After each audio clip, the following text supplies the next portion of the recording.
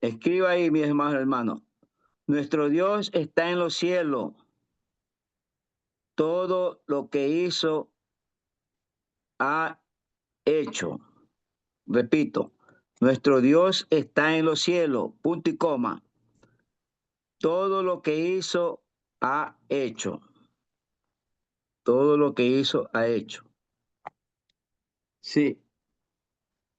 Vamos a analizar, vamos a explicar este párrafo y este pasaje de la Biblia, 115:3. Nuestro Dios está en los cielos, todo lo que quiso ha hecho. Ya, este salmo, amados hermanos, afirma que Dios reina sobre toda la creación, desde su trono celestial, y que sus acciones son resultado de su voluntad perfecta, no de influencias externas o con limitaciones. Nuestro Dios está en los cielos. Esta frase sitúa a Dios en un lugar trascendental, un lugar que trasciende a toda su autoridad. Los cielos a menudo se asocian con la morada de Dios y su dominio sobre todo el universo. Esto nos muestra este Salmo 115:3, que nuestro Dios está en los cielos y trasciende su autoridad. Los cielos a menudo se asocian a la morada de nuestro Dios y su dominio sobre todo el universo. ¿Alguna pregunta sobre este salmo poderoso? Si no hay, vamos con segundo. Génesis, capítulo 1.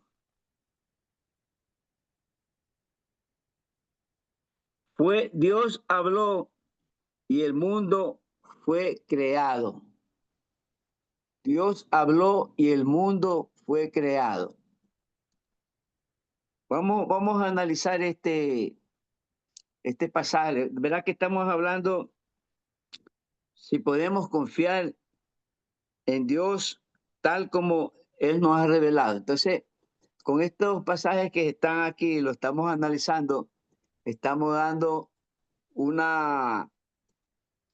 concepto de nuestra fe, que Él es Dios y podemos confiar en Él.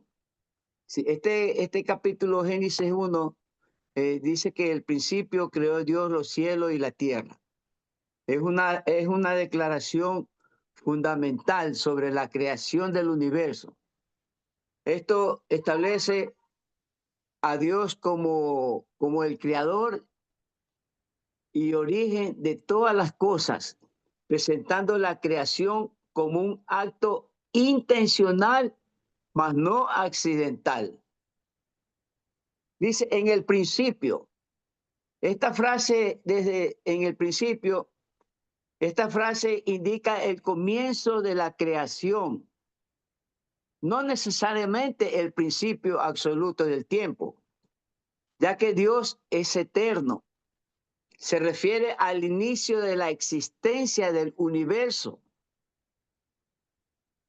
en la cual ese universo es observable, porque nosotros alzamos nuestra vista hacia los cielos.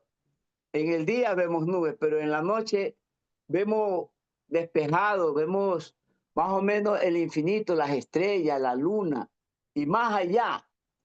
Entonces, dice un universo observable. Es el principio. Esta frase es necesariamente que nosotros entendamos que es el principio absoluto del tiempo, ya que nuestro Señor Dios es eterno. Amén, mis amados hermanos. Amén. ¿Alguna pregunta? Si tiene una pregunta, dígala rapidito. Si no, seguimos.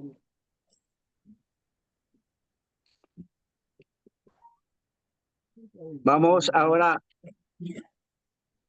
en Colosense, capítulo 1. Colosense, capítulo 1.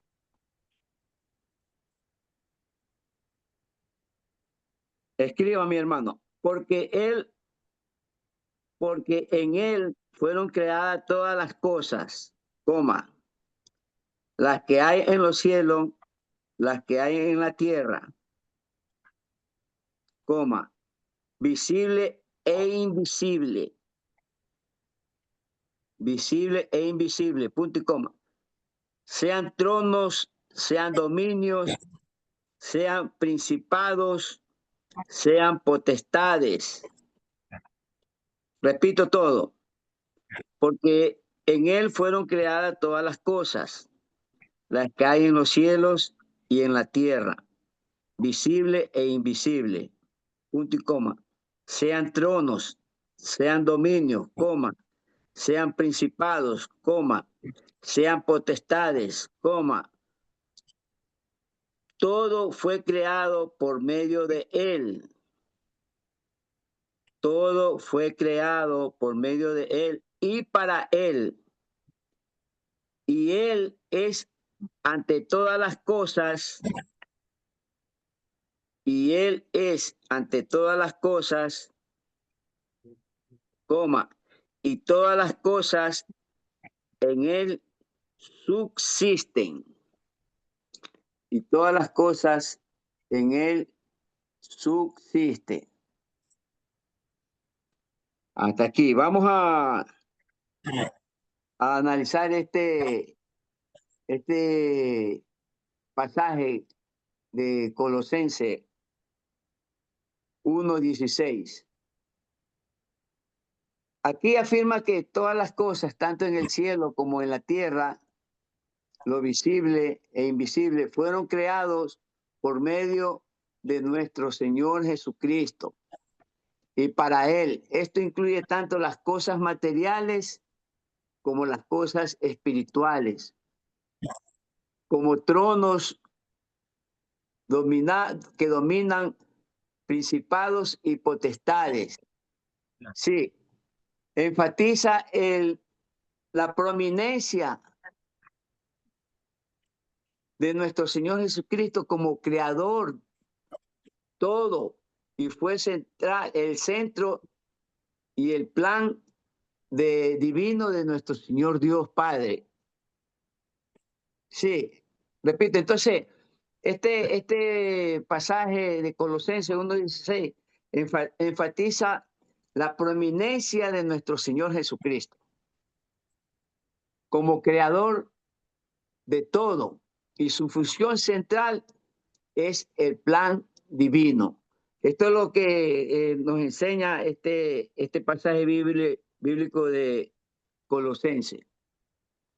Sí. ¿Alguna pregunta hasta ahí, mis hermanos? Escriba, ponga ahí como un subtítulo. Dios controla cada aspecto de su creación. Dios controla cada aspecto de su creación. Punto aparte. Efesios, capítulo 1, versículo 11.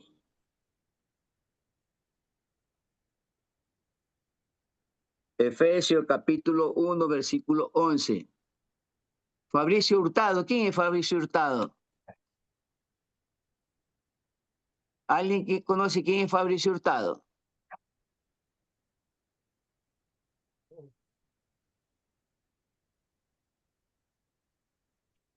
Amados hermanos, ¿alguien conoce quién es Fabricio Hurtado que está pidiendo ingresar? ¿Quién es Fabricio No, Hurtado? hermano. ¿Mande? No lo conozco. pero está ahí pidiendo Katy ingresar. Moreira.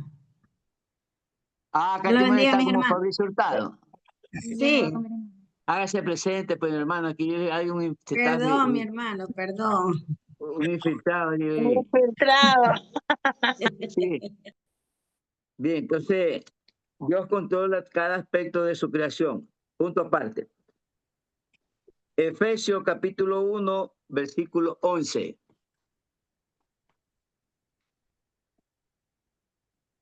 Efesios capítulo 1, versículo 11. 2 puntos seguidos. En él asimismo tuvimos herencia, coma. En él asimismo tuvimos herencia, coma. Habiendo sido predestinado conforme al propósito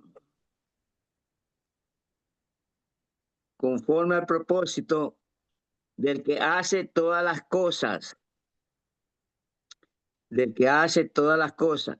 según el designio de su voluntad, según el designio de su voluntad. Vamos a explicar este pasaje 1:11.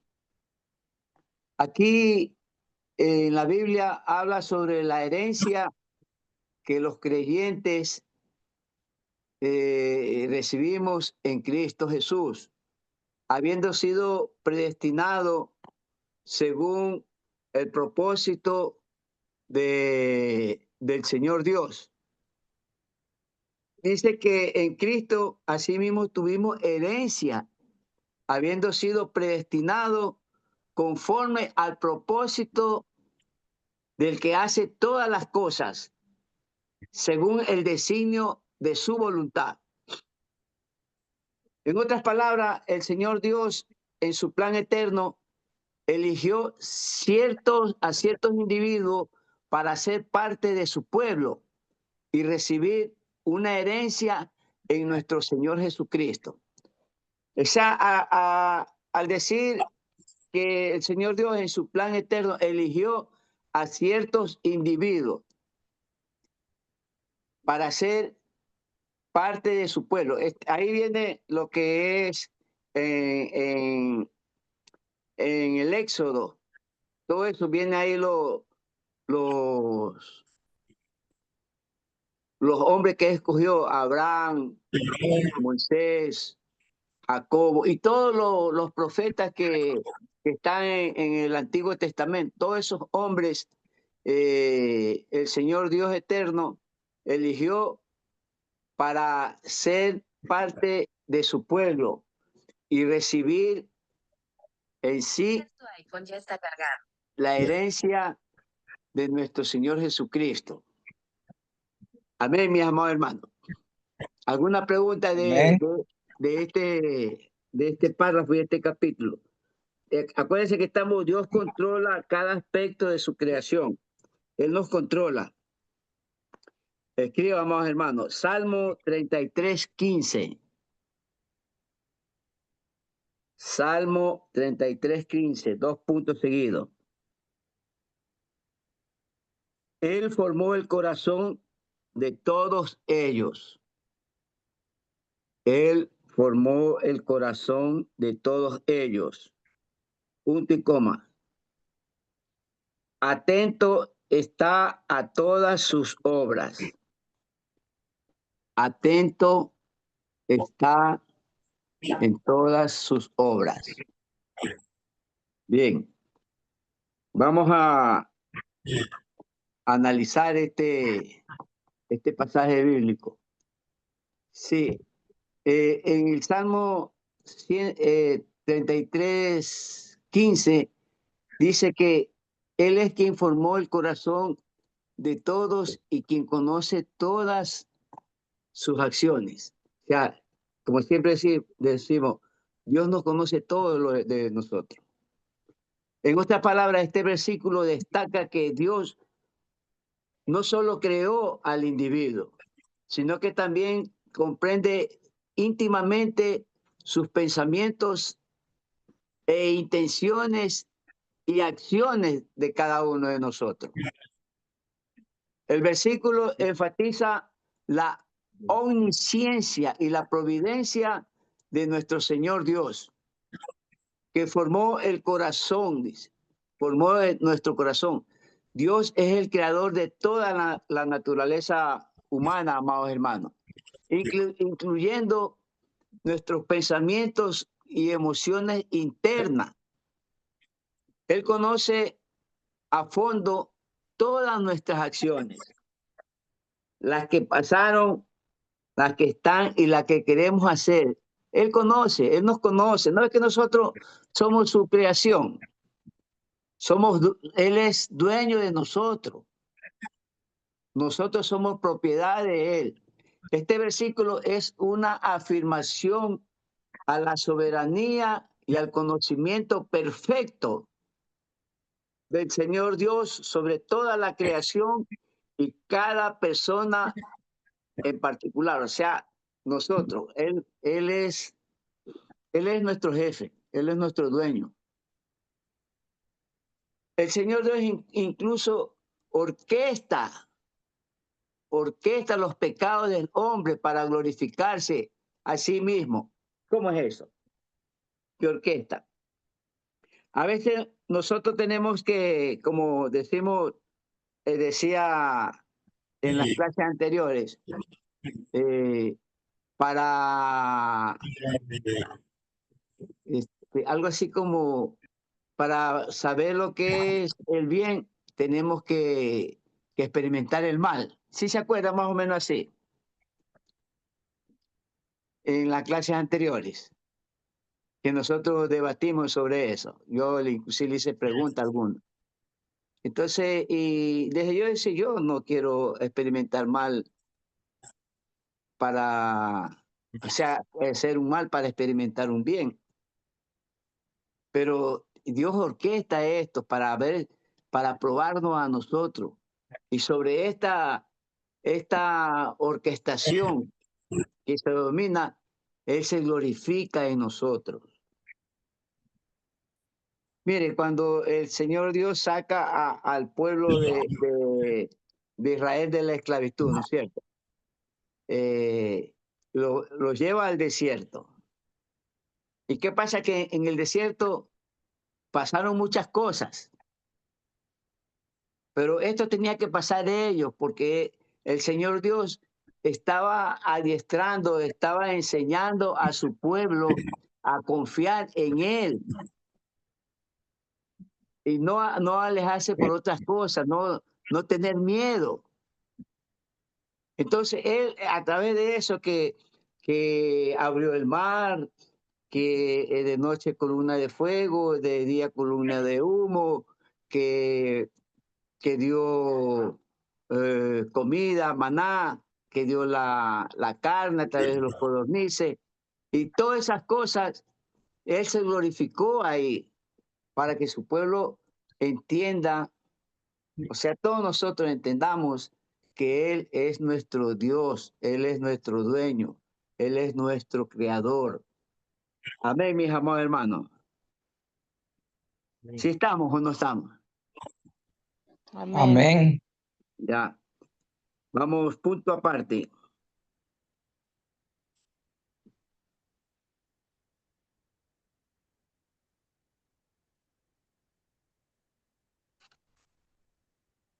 Dice, escriban, mis amados, escriban. Dios incluso orquesta los pecados del hombre. Dios incluso orquesta los pecados del hombre para glorificarse a sí mismo. ¿Sí ve lo que es? Punto aparte. Éxodo, capítulo 4, versículo 21. Éxodo, capítulo 4, versículo 21. Recuérdense que estamos en Dios, controla cada aspecto de su creación, o sea que Dios nos controla. 2 puntos seguidos.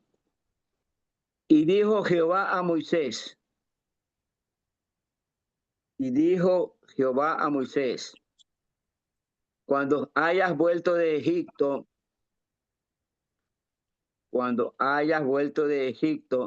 coma, mira que hagas delante de Faraón,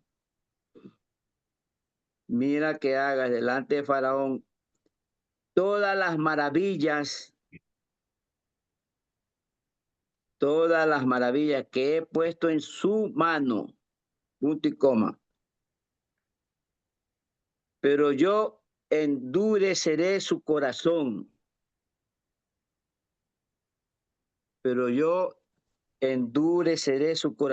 Coma. De modo que no dejará ir a su pueblo.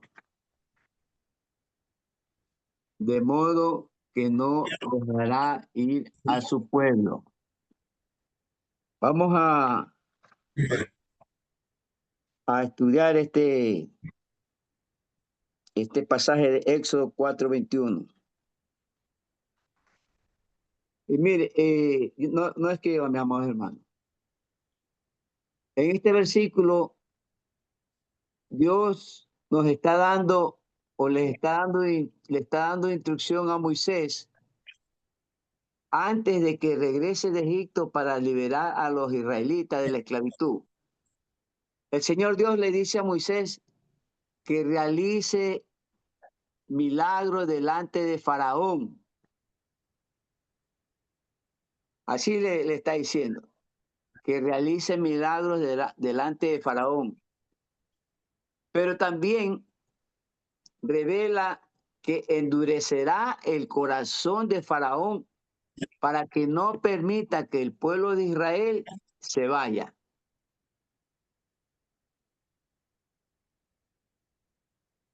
Y entonces, a través de este endurecimiento de Faraón, el Señor Dios se glorifica. ¿Cómo se glorifica en este acto que Dios endurece el corazón a Faraón y Faraón no asume, no? Porque ellos no creían en el Dios eterno, el creador. Ellos tenían sus dioses egipcios. Entonces el Señor Dios quería demostrarle que Él es el único Dios. ¿A través de qué? A través de las plagas. A través de las plagas. Entonces ahí el Señor le está demostrando al faraón que Él es el Dios único y verdadero. En resumen, amados hermanos, este versículo describe la doble acción de Dios. Permite que Moisés realice milagros y al mismo tiempo prepara un endurecimiento del corazón del faraón. Y a través de ese endurecimiento, Dios le hace ver con las plagas que manda, las 10 plagas que le mandó. Entonces el faraón ahí ya dejó ir a su pueblo cuando le llegó ya el último, que fue el fuerte, la muerte, inclusive de su hijo, de su primogénito. Amén, mis amados hermanos. Anote, escriba ahí un subtítulo.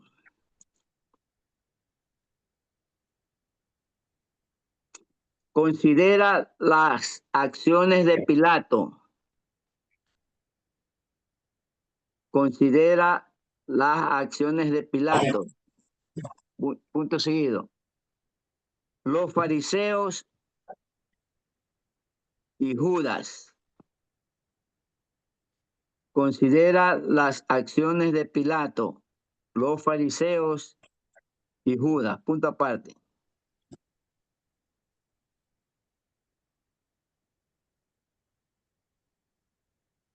Dios nunca es responsable del mal que ocurre.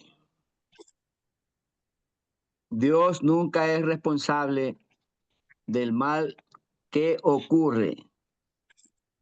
Punto seguido. Los que cometen el mal son los culpables. Los que cometen el mal son los culpables. Entonces, aquí dice, Dios no es responsable del mal que ocurre. Los que cometen el mal son culpables. ¿Por qué son culpables? Porque es por nuestra propia concupiscencia, por nuestro propio querer, por elegir lo bueno y lo malo. Entonces, ¿qué nosotros nos lleva? Claro, uno mismo es culpable, digo, porque uno sabe que lo que está mal, en sí sabe que está mal. Exactamente, por eso Dios no es culpable, dice ahí el texto. Dice, vamos a ver, anda, escriban, mi hermano, a ver lo que dice Santiago, capítulo 1, versículo, Santiago, capítulo 1, versículo 13 y 14.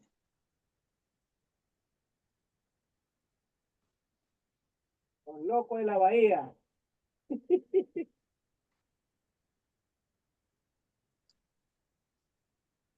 Ya, vamos a adentrarnos bien. Vamos a adentrarnos bien en lo que es Dios nunca es responsable del mal que ocurre. Los que cometen mal son los culpables. Sí, mire, vamos hermano, no escriba. Judas y Caifás, Judas y Caifás, si el Señor Jesucristo prácticamente dijo que sí, que él era,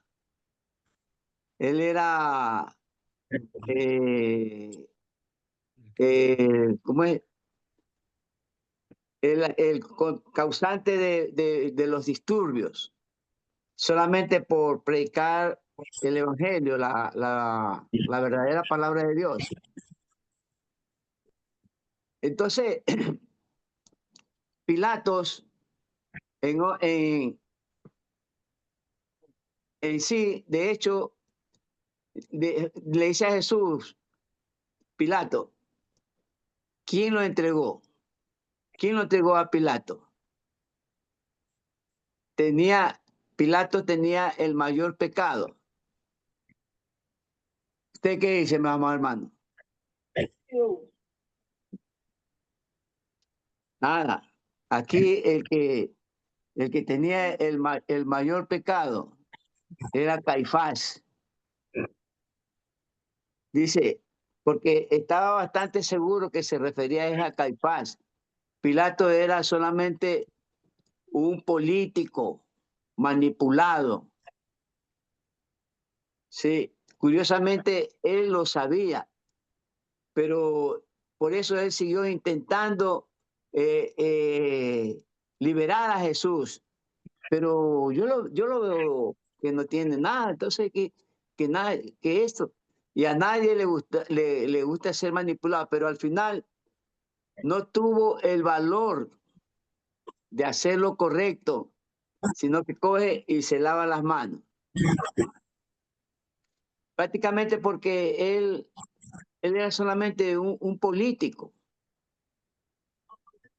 un político cobarde, porque él tenía toda la autoridad, él podía decir, no, él es inocente y se acabó, pero él cobardemente coge y se lava las manos, se lava las manos. El interés propio de, de Pilatos le sufrió la injusticia que le hicieron al Señor Jesús, porque él sabía que Jesús no era culpable de los cargos que se le acusaban.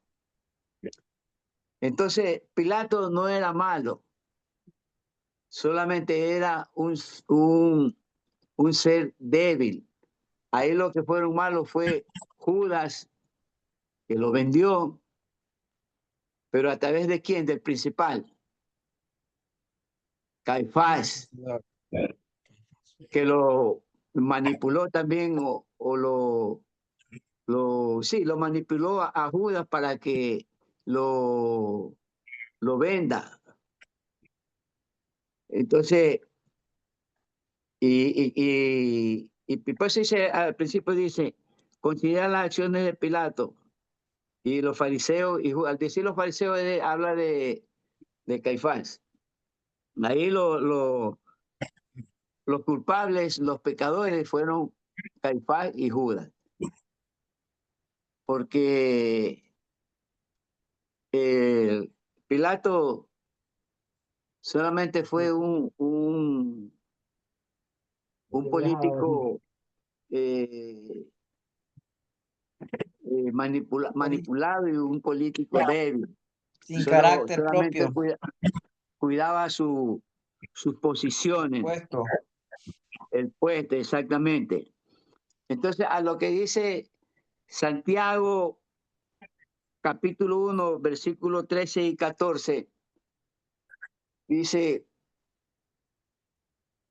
cuando alguno es tentado, no diga que es tentado por parte de Dios, porque Dios no puede ser tentado por el mal, ni él tienta a nadie, sino que cada uno es tentado cuando su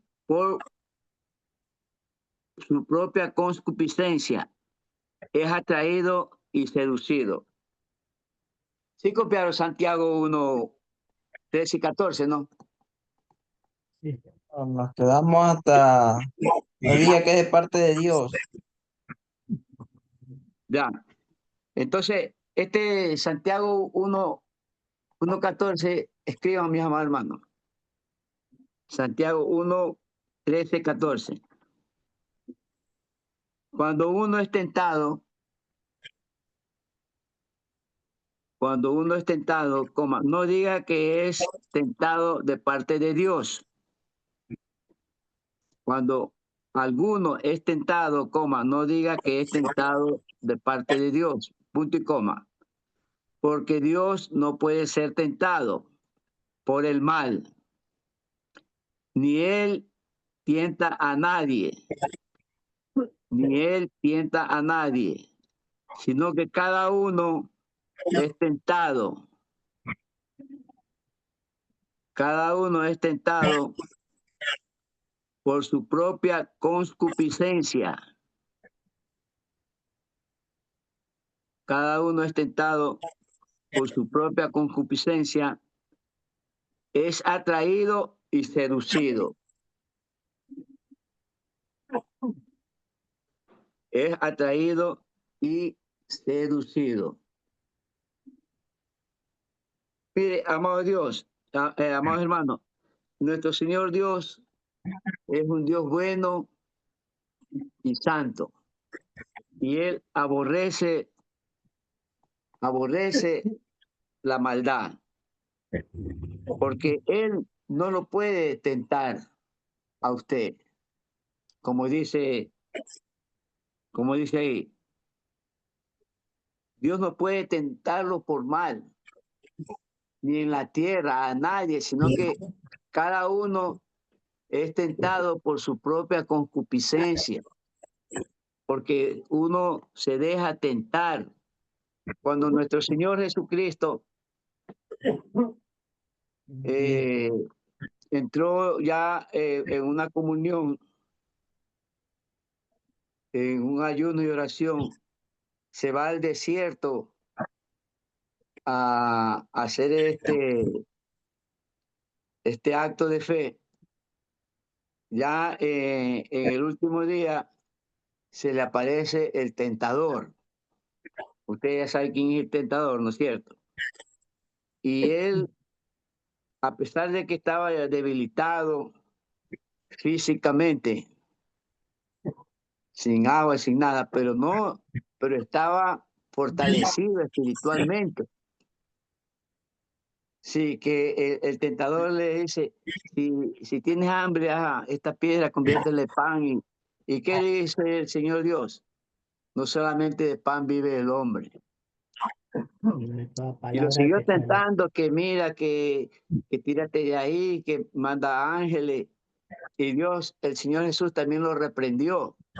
Que mira, yo te doy los reinos y para que te postres y me adores. No tentarás al Señor tu Dios, y lo mandó, vea. O sea, él luchó, pero lamentablemente hay ciertas personas que, que se dejan manipular, se dejan llevar por el tentador. Por decir, una persona que tiene una necesidad económica, una necesidad financiera, y de repente por allá le ofrecen algo ilícito. Y no voy a decir que por la necesidad lo hace, sino le hace porque le gusta el dinero fácil. Eso es por su propia concupiscencia. Por eso dice, el Señor Dios no es tentador de nadie,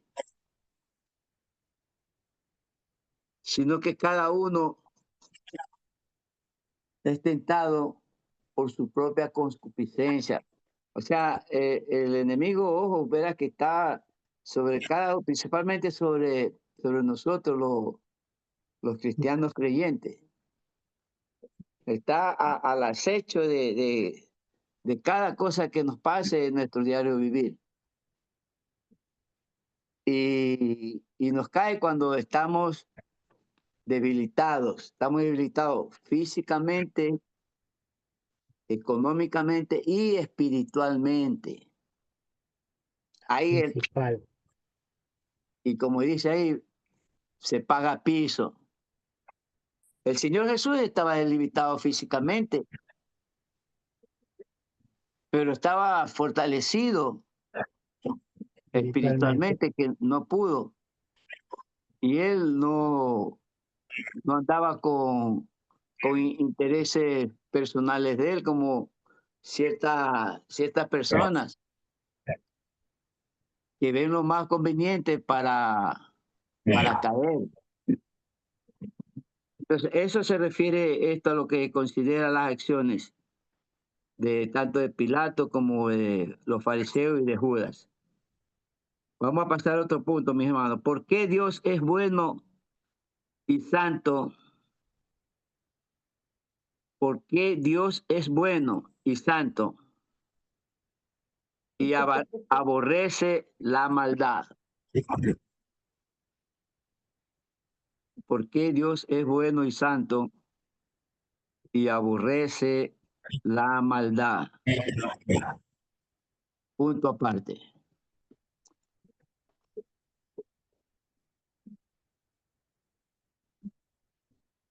Romanos. No, espere. Abacú, capítulo 1, versículo 13.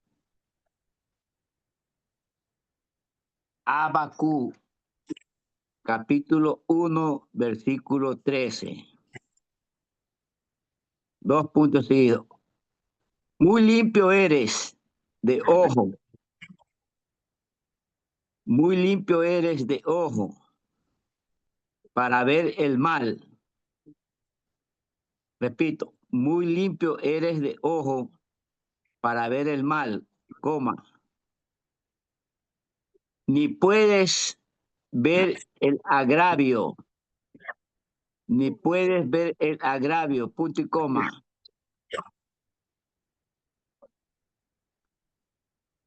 Ni puedes ver el agravio, punto y coma.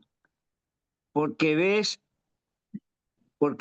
a los menospreciadores.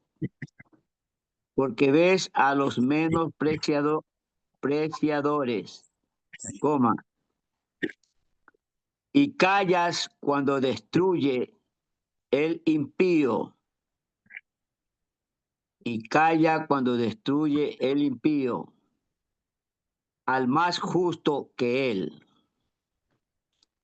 Al más justo que él. Repito todo. Habacuc 1:13. Muy limpio eres de ojo para ver el mal, coma.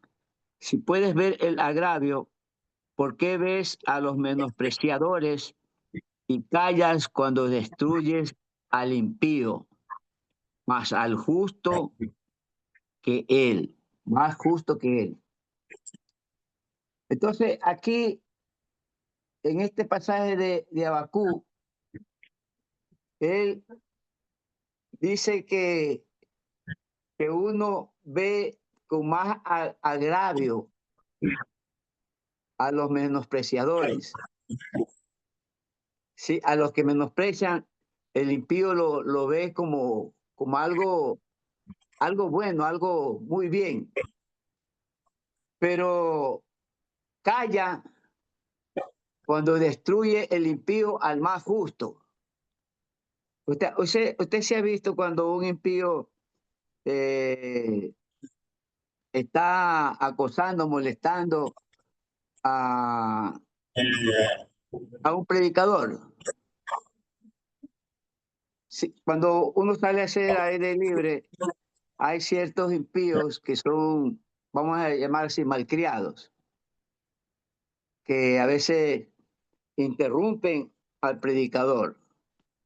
Entonces, a esto se refiere Habacuc, que ves el mal y lo ves con agravio, o sea, como bueno, y callas cuando un impío maltrata a un justo. Entonces, aquí una vez hubo un caso. Estábamos con el pastor en una campaña y un hombre malcriado, acostumbrado a pegarle a los predicadores, inclusive a una pastora le había pegado. Entonces era un hombre más o menos alto, con un pelote largo, blanco y unas barbotas blancas. Dice que le decían Moisés. Entonces yo estaba ahí, el pastor estaba predicando, él le gusta bajarse de la plataforma, ¿no? Y este tipo va hacia donde el pastor y yo corro y le lanzo un puñete al pastor y el puñete me lo da a mí por el pecho. ¿Sí? Y yo lo quedo viendo al pastor y yo le hago así que me dé, y lo cojo de esas barbotas a ese grandote, lo hago hincar y me lo llevo atrás de un camioncito que ve ahí. Y ahí de las barbas lo hice caer y ahí lo ministré. Entonces, a eso se refiere aquí Habacuc, que hay ciertas personas que miran con agravio a un impío y le festejan cuando este impío hace algo, más cuando ve algo de un justo que está bien, ahí no lo destruye. El impío destruye el impío al más justo. Entonces nosotros tenemos que ser solamente para proteger, adorar y bendecir a un siervo, a un justo, mas no prestarle algarabío a una persona, vamos a llamar así, indeseable, un impío. Esto nos está enseñando aquí lo que es, por qué Dios es bueno, santo y aborrece la maldad. Ahí habla de Habacuc. Bien, mis amados hermanos, vamos a quedarnos hasta aquí. Hasta aquí vamos a quedarnos, mis amados hermanos. Ya son 5 para las 9. Entonces les paso una información. A pesar de que ya vamos a publicarlo. Este sábado 30 de agosto no hay las clases presenciales. Esta exposición la dio el director del instituto, nuestro apóstol Eduardo Díaz, por motivo de que él se va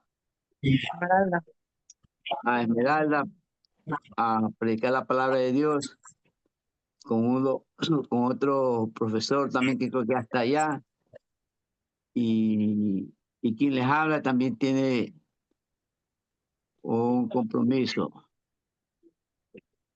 el 30. Entonces, en la reunión de profesores quedamos que este sábado están suspendidas las presenciales, pero entonces nos estamos viendo el día lunes. Entonces, como este sábado 30 usted tenía que presentar deberes, me lo presentan en septiembre, el último sábado. Me presentan el deber antiguo y el que les voy a mandar el día lunes. Amén, mis amados hermanos. Amén. Nadie dijo amén. Amén.